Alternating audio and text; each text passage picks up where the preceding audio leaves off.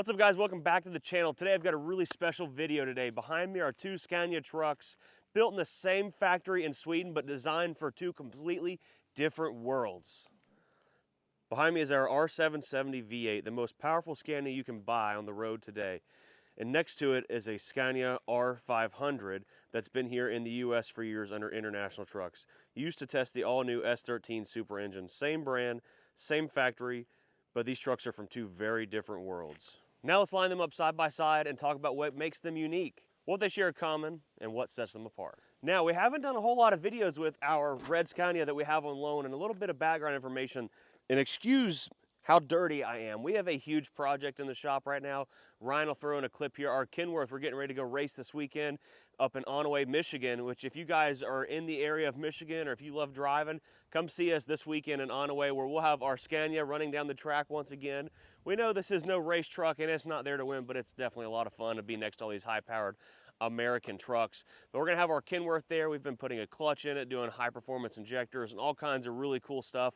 That's why I'm dirty. We've got to get a video pumped out for you guys. So back to the trucks here. Now our Scania right here is a 2023 model 500R, 500 horsepower engine, automatic transmission. I'm sorry, automated manual. It does not have a torque converter, it still has a clutch. But this has the latest and greatest powertrain technology that Scania has to offer. And as you can see, it's very basic. There's nothing crazy fancy going on. It is a high roof cab, high line, top cab. There's so many different names. I'm sure I'm going to butcher that and get one of them wrong, and someone at Scania or someone in the comments going to say we said something wrong, but it's the tall cab. And then over here is our R770 we've had in the US for almost 8 months now. We got it December 5th of last year. It's here on special import. For those of you that don't know, the truck was approved to stay here in the USA until December 5th of 2026. We just got that approved, so that's super exciting. Both these trucks are here on special visas. This truck is 770 horsepower, V8, 16.4 liter. Just an absolute beast. This is the highest horsepower truck currently on the road here in the USA. Granted, it's not a truck that we can use for work, but we can confidently say it's the highest horsepower truck out of a factory here in the USA. Drive on the roads right now. So you know this truck is here till next year. But the red Scania right here, this truck has to leave. In about 3 weeks, we are going to be driving it down to Mexico and dropping it off at the border, where it will eventually be sold to a new customer down there or used as a demo or test unit at the Scania Mexico business unit. Now this truck right here is here with a visa. Same with our blue truck here, and they can only be here for up to 3 years. This truck is on its second and a half, well, been here for a little over 2.5 years now, and it's time for it to depart down to Mexico. Basically, it either has to be shipped back to Sweden or it has to leave the country, and it cannot go to Canada because even in Canada, to have one of these trucks there, they have to be at least 15 years old to live there permanently, or they have to have a special visa to live in Canada. But in Mexico, there are Scanias everywhere, and they're selling them and driving them down the road as brand new trucks. Excuse these trucks. They have been driving down the road. They are dirty. It's a lot to keep these things clean and tip-top shape all the time, as I'm always making some kind of content with them, or we're driving them down the road or doing something. So they are a little dirty, and I'm not representing myself extremely well, but because we're working and doing lots of different things, getting ready to go out of town this weekend to another show. Now this truck right here, we've dolled it up. We've done quite a few things. Ryan threw up a picture on the screen of what it looked like when we got it. I mean, it has taken a serious transformation from essentially looking like a stock truck to what it looks like today. And this is still bare minimum compared to what some of the Europeans and people around the world are doing with their Scanias as far as customization. You wouldn't think. Now, this is a flat face truck, but this is a fleet truck, very basic truck. But you can make them look, I mean, just absolutely amazing. And you compare that to like a Freightliner Cascadia fleet truck here, and you try dolling that truck up to look like something cool, it's literally impossible. And it's really cool to think that you can have a fleet truck and turn it into a work of art. Now, I'm sure most of you are wondering, what does the R stand for? And the R stands for the style cab that this truck has. It does not have a completely flat floor inside, but it has the high roof. Now, our blue truck here is an R cab also, but you can see that the rooftop is actually a little bit lower. We've had so many people inquiring, asking questions, why didn't we go for the high roof why didn't you have this? Why didn't you have that? Why didn't you get the S series? And the reason being, when we originally were talking about bringing this truck to the USA to showcase it and travel around, do all kinds of cool stuff with it and make content, we were under the impression we may not even be able to drive it down the road. It was going to have to be trailered on our blue trailer sitting there in the background, actually. And with this truck spec the way it's spec'd right now, we can put it on that trailer and not be over height. But this truck right here, if we had this roof right here on it and we put it on our trailer, would be over height. And then if we had the S cab, we'd be way over height. And here in the US, the legal height without special permits and not have to worry about hitting bridges, different things like that, is 13 feet 6 inches. And with that truck aired all the way down on our trailer with that roof, is almost exactly 13 feet 4 inches. So that's one of the biggest reasons. I wish we could have had the S cab or even an R cab with the high roof. 100%, 110%, because I think that's the best way to showcase Scania trucks. But this is what we have, and this is what we have to work with. Now, I haven't been on YouTube in I don't know, it's probably been a week now. We went to Spain, did some really cool stuff there, visited a Scania dealership in Spain, seen the different types of trucks. If you haven't seen that video, go back to our last video we posted, you can see that. Now, that truck that we seen in Spain with 1 million miles on the V8, original, never had any major work or anything, just service, is pretty incredible, hauling the weight that those trucks haul every day, 88,000 pounds, which is 8,000 pounds more than we haul here in the US. And don't get me wrong, we're going to get to comparing more, but we have some really cool stuff coming out in October regarding Scania stuff. I can't say any more than that. Just know there's some really cool things coming out in the very near future. Now, let's get to talking more about these two trucks.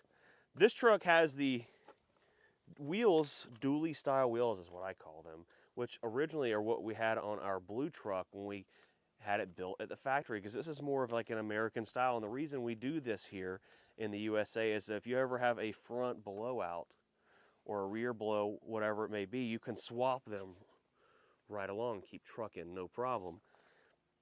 And that's extremely common. Very rarely do we ever have what we call a super single wheel on any trucks here in the US, unless they're doing some really heavy haul work. And usually, generally, when you're doing heavy haul work, you're moving a lot slower and you have a lot more access to doing repairs on the road because you're generally hauling something really heavy with a trailer that may have 100 tires on it, but who knows? Before we get too far talking about our tires, let's talk about the front of the trucks real quick and talk about some serious key differences on both of these trucks. Now, you can see the paint on the grills, the bumpers, lots of things are different, and that's because with a fleet truck that sees a lot of highway use, maybe it's not getting cleaned or taken care of as often, you're not really wanting to be concerned about paint colors and stuff like that, as a lot of this stuff is going to be getting damaged just from highway use and going into docks, being around other trucks, around a lot of other traffic, things like that. Now, Scania offers many different variants of front bumpers, where you can even have a bumper that comes down even lower, or one that's comes even higher with grill guards in front of the lights here, which is called the XT series, which is mainly designed for off-road. Now, we've changed a lot. We've added some air skirts here on the side. We've put lighting behind our Scania logo, which this truck right here is essentially what ours looked like from the factory. It didn't have it. But something else we were able to spec out of our truck when we built it at the factory was this little mirror here. And I think this is something that's required by EU law or specs, or I'm not completely sure. And that's so you can see someone walking right in front of the truck. Now, that's a great tool for safety. Does it look cool? In my opinion, no. That's why we didn't have it. And a lot of people, whenever they get these trucks and that mirror's on there, they take it off and fill the holes up. So we opted to not even have to worry about filling the holes and just to get it without it. And that's why we have a big, beautiful visor on the front of our truck. Very Americano. Now, looking at these two trucks, you've got one with a high roof, one with a low roof, and the windshields. You may think, man, they must use different windshields. I can tell you this, on all the newer next-gen Scania trucks, they all use the same exact windshield, which is crazy to me because it makes total sense. Why have a bunch of different models of windshields and trucks and things like that when every single truck shares the same windshield? So when it comes to parts availability, they're all the same, literally. Now, this windshield right here in this truck is heated. The entire windshield is heated, so it's never going to freeze up or frost. This truck right here was spec'd without a heated windshield, so a little bit different. But that's enough about the front of these trucks. You can see all the lights they have. They've got regular headlights, fog lights, mid beams, and upper high beams, which is extremely bright. From the factory to have lighting like this is just absolutely mind-blowing. Now looking at this truck, it shares some similarities as our blue truck there. The side panels here, which are required by law in the EU for safety. And you may think, man, these are here for aerodynamic reasons. Well, they do help with airflow. I'm not going to deny that. And I don't know all the science behind it, but they also are for pedestrian and bicyclist protection. Now, imagine you're driving our Peterbilt down the road, which we've got back here in the back, our tow truck, and a bicyclist isn't paying attention and runs right in between that fuel tank and fender. It's not good. It's not going to end up good. But if you had these side skirts like what you see right here, and some people don't like them, some people say they don't look good, things like that. But if you had these, that would save a life, or at least limit the bodily damage that could happen to a person. And our truck still has those also. Now our truck here, the blue Scania, has a much longer wheelbase, and I ordered it like that because it's more of an American style to have a longer wheelbase. It doesn't turn as well as our red truck here, but I can tell you this, it turns a lot better than any American truck we have. This truck is spec'd with a little bit smaller fuel tanks compared to our truck. When we ordered those, they're roughly 150 gallon tanks. These are right at, I believe, 90 or 100 gallon tanks. And the fuel filter system here is on the passenger side of the truck, which this would be the main tank you fill up compared to that being the second tank you're filling up. Now on ours over here, we've got the main tank that pulls fuel being on the driver's side of the truck where you're filling up, and that being the secondary tank. And why do I call this the main tank? Because this is where the main suction comes for the entire fuel system on the truck, and that one has a simple line that goes in between the two tanks on the bottom that connect them together with an on and off valve. Another reason we got a hold of this truck was not just to have it to make some content with. We're going to do some videos servicing the engine, so be looking for that in the next video. We're waiting on some filters to come in to do a full video on how simple and easy it is to service one of these trucks up, to swing in the shop and swing out and get you right back on the road. But also, this fifth wheel we have to take it off of here and somehow put it on our blue truck. And you may ask, why are you doing that? Well, see the stand height here? It's about 5 to 6 inches from the bottom of the frame. And whenever I spec'd this truck, I didn't think about a few things, and that was the stand height between the fifth wheel and the fenders. And you can see our fenders. They've got some boo-boos back here, and I'm not too proud of that, to say the least. So we've got to swap these fifth wheels, and that's what we're going to be doing here in the very near future. We're going to paint that one black before we put them on here. Man, this truck is absolutely disgusting dirty. Should have had Ryan clean these trucks with a toothbrush before we made this video. Should have. So that's our fifth wheel situation. We've got to get those swapped out at some point in the next 3 weeks before I drive this thing all the way to Mexico, which is crazy. I've never been to the Texas and Mexico border. That's way down there, son. Way down there. We've talked about fuel tanks on the trucks. Let's talk about the AdBlue or the DEF system. Now, on our American trucks, the DEF tanks are completely exposed right underneath the cab or on the side of the frame. In this situation, the DEF tank is actually hidden up underneath the frame, and it's got this long fuel hose that goes down to it, and it's roughly 10 gallons. And this truck is exactly the same way, and that is what I call a spec up, where we have 300 gallons of fuel capacity, but only 10 gallons of diesel exhaust fluid on board, where next time when we order another one, fingers crossed, we'll be ordering one with like a 20-gallon capacity diesel exhaust fluid tank. Now the fenders are missing off this truck. And we were at International, I said, where are the fender tops? Because I could use those for one of my old Scanias. Because they haven't changed in like 30 years, I don't think. And they said, you know what? They got put somewhere and they're gone. That's what they told me. We've got to get tires put on this thing. But how did I miss this, cameraman Ryan?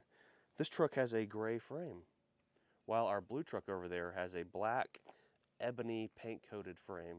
This is the factory colored frame here that essentially comes on every single truck. Same color they paint their engines and on all the chassis components. Now we've talked about the frames. There's so much difference on these trucks, but so many similarities because they're a modular built truck, which means there's so many things that could be different, but changed really easily without completely redesigning the truck. No driven rear axle is essentially called a double boogie is what the terminology is. You can see there's no rear differential there, but there's an airbag there that's used to pick up this rear axle when you're driving if you don't need it to save on fuel.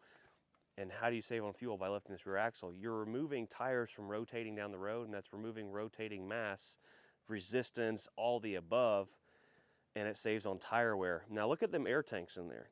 There are two monster air tanks behind that first drive axle, the only drive axle, and that's because there's no drive shaft coming back here to the rear of the truck.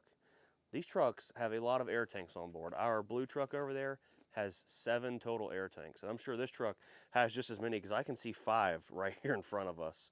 Now these other air tanks here on the side, in my opinion, I'm probably wrong, someone at the factory that can correct me, but I'm pretty sure these are added when you have a lift axle, and that's to have the extra air capacity to operate that other airbag. And it's quick. You can pull up to a red light with both of these trucks and drop that axle or pick it up like that, literally within 5 to 10 seconds, if that.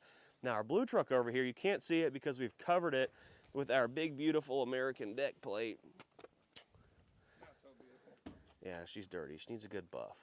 Needs to get fixed. Yeah, who did that? Who did that?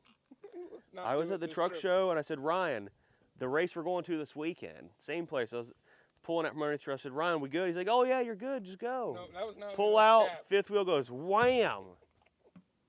Messed up our freaking, oh, what do you call this? I'm drawing a blank. Hand painted. Our pinstriping, our hand painted stuff here on the back. It's so beautiful. She did such a great job. But anyway, so this is a driven rear axle, which you can't see all the functions of, but this axle will pick up with some really cool airbag technology that's underneath this deck plate, or drop and still engage with a clutch device on that front axle and drive down the highway. Back of our red Scania over here, it's a little different. You see these wheel chocks, and our blue truck actually came with those, but we removed them when we did all the customization and threw them inside the cab to carry with us. And you can see the taillights here. They're even different. They've got no cover surrounding them, making them look all pretty. This is, remember, a bare minimum truck that has all the comfort and safety and reliability, but it doesn't have all these the really cool things. Like our blue truck over here, surrounding the rear taillights, we've got these big pieces of plastic here that cover them. In my opinion, a much more beautiful taillight here. And this could be something that just came out in 2025 versus our 2023 truck. I could be wrong, but comment down below. If anything I'm saying is wrong, I love seeing everyone's comments and input. It just helps the video, but also helps me learn at the same time. As I'm not officially factory trained, we just know from doing my own research and checking out all the cool trucks while traveling all around the world. Now stepping inside our fleet truck, a couple things different, and we'll show you our show truck after this in just a moment. Our seats, although it is a beautiful seat, I love the Griffin and the Scania logo right there on the seat. It is a very basic seat compared to our other truck, although it is extremely nice compared to American trucks. No red leather stitching, but it does have lots of really nice features inside the truck. Sorry for that door slam. Basic bed. This is a sleeper cab, but it is a small cab. This is not the 23 cab that has the extra, I don't know, what is that? 20 centimeters of cab space, I believe it is. I'm not sure. It's like an extra 10 inches or so, about a foot. But this truck, you could have opted for bunk beds, double beds, but instead this truck was spec'd with extra storage space. And the reason being, this truck was built at the factory purposely just to come to the US and be used as a test truck for the new drivetrain that's now in the international trucks here in the USA. So didn't get a lot of options because they just didn't need it. So comparing the inside of the trucks here, no red leather stitching, but still extremely nice. We've got some really basic floor mats, no red leather stitching. I mean, there's just a lot of really cool things. The only way to really show you is to show you what's inside the truck here and then walk over to our blue truck right next door. But I think the biggest difference is going to be the cab space, which you can opt for a bigger cab. Most people that have bunk beds in the cabs usually sleep up top and they don't really use this bed, or they have a different setup or a different match or something that's a little bit more comfortable. But other than that, Yeah, there's not really a whole lot of differences other than badging, stitching, steering wheel being a little bit different. And we do have the older dashes in these trucks because Scania just released a newer dash in the new trucks. It's all touchscreen. You lose quite a few buttons. We're definitely robbing this. Not rob. We're borrowing our phone mount here out of this truck, and we're going to be putting it in our blue truck also because that's actually really sweet. But a factory phone mount there is actually really, really cool. And there's, like I said, there's not a whole lot of differences inside these trucks. Now, driving them down the road, not a whole lot of difference either, other than the horsepower, of course, because this truck has an air ride front axle, air ride rear axle, air ride seat, and a full 4-point air ride cab also. That is just the ultimate comfort. I mean, it's just absolutely amazing. Lots of block-off plates here. We have our CB mounted in our truck right here. This is where a tachograph would be also. Now, here in the U.S., we use ELD, electronic logging devices, and that's usually added after you purchase the truck. You can get a tachograph in the Scania trucks from the factory. And that's kind of a rundown of the inside of the truck here. Not a whole lot to show, but still really nice, beautiful seats. Now let's show you the bed folding up here. We can't really do that in our... Dang, that is actually really, really nice. But look at the bed. It even has wood here that's made to flex whenever you lay down on it. So not only do you have a mattress that's comfortable, but you have a bed frame that's actually really comfortable. Storage here, which you wouldn't normally be able to get to whenever you have the side boxes open. Plenty of storage there you can access with the side box open. Our fridge, that's normally quite hidden, but boom. So a lot of storage in this truck. Man, I guess if we read the manual, we would know a lot more about this. But if I read the manual, that would make things way too easy. And learning things without reading the manual, and then going back when I just absolutely can't figure something else out on the truck that I'm seeing or tried to learn, I feel like is the best way for myself to understand these trucks a little bit better. But I mean, so nice. And I think it's really, really cool that there's actually an engineered frame underneath that mattress to make it as comfortable as possible. Look at how thick the mattress is too. I know we're getting off topic on comparing both the trucks here, but a factory mattress that looks like this, that's not just full of metal springs, is actually really, really nice. Now, excuse the mess. What did we use this truck for last? We traveled and did something.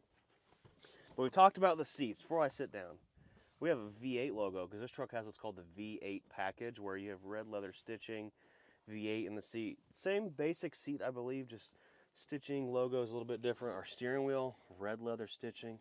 It's beautiful. Our floor mats are dirty. We have to clean those. We have a lot to clean to do before this weekend. And look how much bed space we have. This, when you look at that truck and then look at this one, that is a lot more space. We've got a beautiful Griffin duvet and bed cover here we got from our buddy Anton at Tapani Trucking. He bought this for me and we came over to the US in March. I was like, thanks, brother. That turned out really, really nice. Now, lower roof, look at that. Now, we've added these watermelon lights. Those are not factory.